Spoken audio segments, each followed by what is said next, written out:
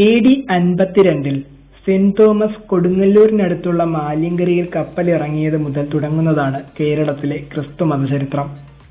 1498 May 20-ന് Kappad കപ്പലിറങ്ങിയ വാസ്കോയും സംഘത്തിന്റെയും റോമിലെ പോപ്പിനോട് വിധേയത്വമുണ്ടായിരുന്ന ആരാധനാരീതിയിൽ നിന്നും തികച്ചും വ്യത്യസ്തമായി മാർത്തോമയുടെ മാർഗവും വഴിപാടും എന്ന ആരാധനാ പൈതൃകമായിരുന്നു കേരളത്തിലെ ക്രിസ്ത്യാനികൾക്കിടയിൽ നിലനിന്നിരുന്നത്. ഇവർ സുറിയാനികൾ എന്നറിയപ്പെട്ടു.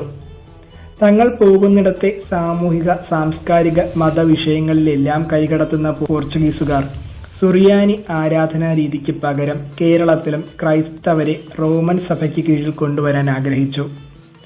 1557-ൽ കൊച്ചി ആസ്ഥാനമായി ലത്തീൻ ആരാധനാക്രമക്കാർക്ക് വേണ്ടി പ്രത്യേക ഭദ്രാസനം സ്ഥാപിച്ചു. ഇതിന്റെ തുടർന്നായിരുന്നു 1599-ലെ